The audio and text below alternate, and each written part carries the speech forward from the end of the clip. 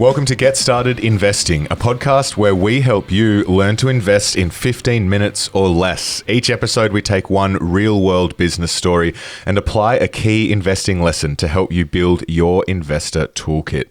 If you are joining us for the first time, welcome. We do strongly recommend that you scroll up and start at episode 1. So let's crack on. My name is Bryce, and as always, I'm joined by my equity mate, Ren. How are you going? I'm very good, Bryce. Excited for this episode, excited for this new format. So we took a week off. Well, we've been reflecting on this for a while. Explain. What are we doing here? We've got a new format. We are now changing Get Started Investing to learn to invest in 15 minutes or less. Well, we're not really changing Get Started Investing. We're just changing the format of the episode. So we're taking one story each week that we've come across and applying one key investing lesson in each episode. Reflecting on Get Started Investing and how we can best help people, I think the two biggest challenges that we faced and that most investors are facing: number one, having the confidence to actually put their money to work in the market.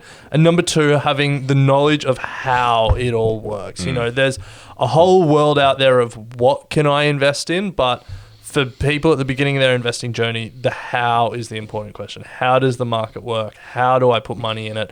How do I sign up to a broker account? So we want these episodes to be short, sharp, and practical. Yes. Take a story from the investing world, help you understand it, and then help build your investing skills, your investor toolkit. I don't know what we're going to call it, but one story and one lesson in every episode. In 15 minutes or less, and we're already 2 minutes down, so let's go.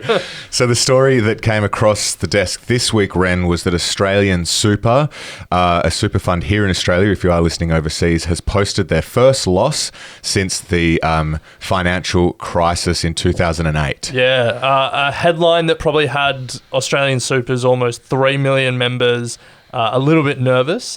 Super accounts, for those listening overseas: pension account, retirement account, 401k, that tax-advantaged retirement savings account. It's important, first of all, with this story, it's important to remember that the overall market was down in this time. America's market was down 15%. Australia's market was down 10%. So the headline could have been rewritten: Australian Super outperforms Australia's share market by 7%. That's much more positive. Probably not as good a click as Australian Super post first loss since GFC. Yes, yeah, and not as clickbaity, that's for sure. So what's the lesson that we're taking from this, though? We've there's two alternatives to a headline here. Let's build the toolkit. Well, I think the lesson for us was when we were reading this article and the commentary about this article, there was a lot of concern about the loss in itself. And it just made us realize that for a lot of people, especially people who started investing when we started investing, there's an expectation that you make money every year. And we want to reset that expectation in the next 10 minutes. Yes. Because... And it makes sense when we are guilty of this as much as anyone. When we talk about long-term investing, when we talk about compounding, when we talk about the market's average return over time, the image we create is gradual, small gains every year that add up and compound into big amounts. You know, the market returns 7% a year on average. You sort of expect that sometimes it might range between like 9% and 4%, but on average it gives 7%. Yeah. That's not the case. That is not the case. It's not as smooth as it sounds. It does mean, for instance, we saw last year the market ripped almost 25% over in the States. And this year we're experiencing a drawdown of over 20%.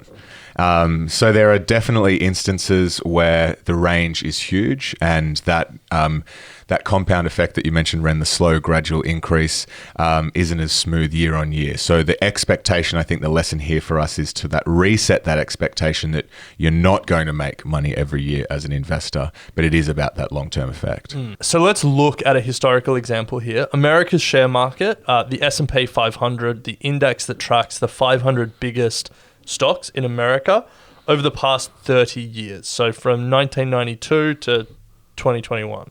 Year I was born. Nice. I'm almost 30. In that time, it's delivered an average of 10.7% per annum. Great. Yeah. Stoked with that.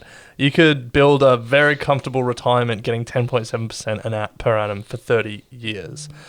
But it didn't go up every year.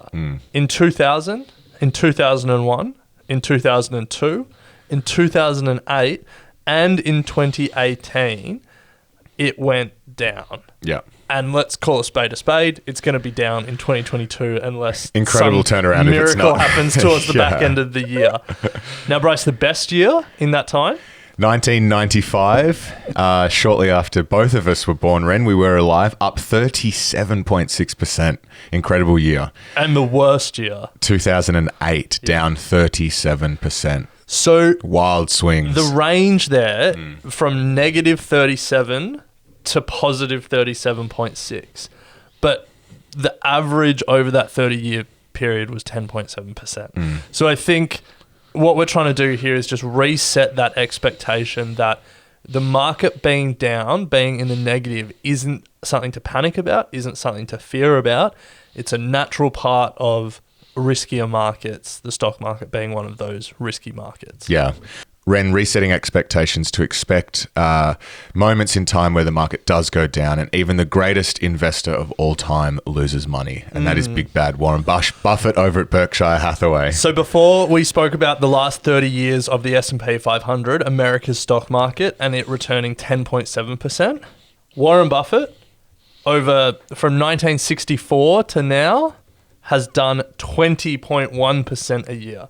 So almost double what the average American stock market has done. Yeah. He is rightfully known as the greatest investor in history because of the size of the returns and because of the length of the returns. Yeah. Between 1964 and today, Bryce, he has returned over 3.5 million % to his investors. That is unbelievable.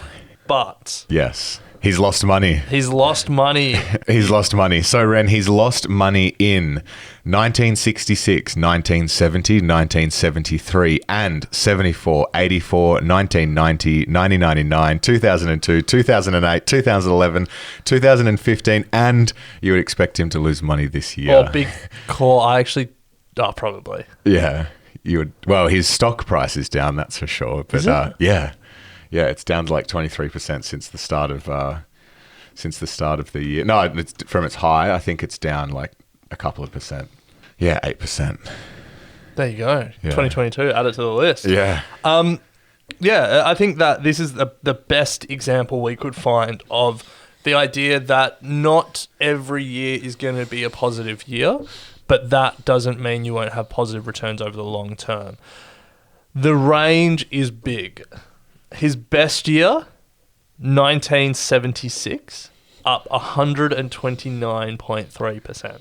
Jeez. He more than doubled his investors' money in 1 year. That's incredible. You'd be stoked by that. But his worst year, just 2 years before then, Yeah. 1974, down 48.7%. So he lost almost half of his investors' money in that year. That's incredible. Well, his investors lost almost half their money. Yeah. So again, resetting expectations. Whatever fund manager you're with, you shouldn't expect every year to be up because the stock market is volatile, because it's a riskier asset class, and sometimes it goes down and sometimes it goes down a lot. Yeah.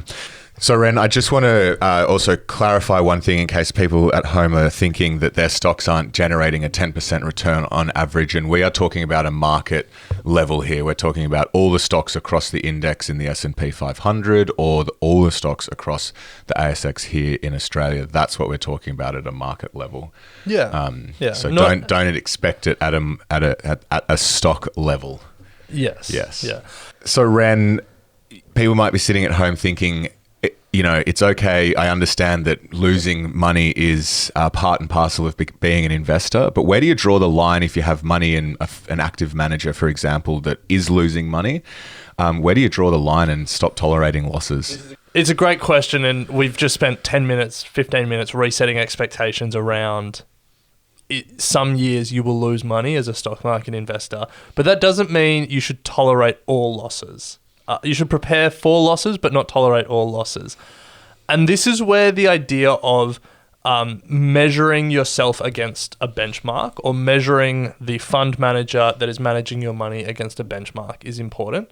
So we said that Australian super lost 2%, but the Australian stock market lost 10%. Now, they invest in a variety of assets, not just stocks, but you can say that the fact that they were diversified, they did better than the Australian share market. And that's a positive sign. If they had done heaps worse than the Australian share market, you would probably be looking at them and saying, what's going on here, guys? So I think that's where we talk about looking at a benchmark.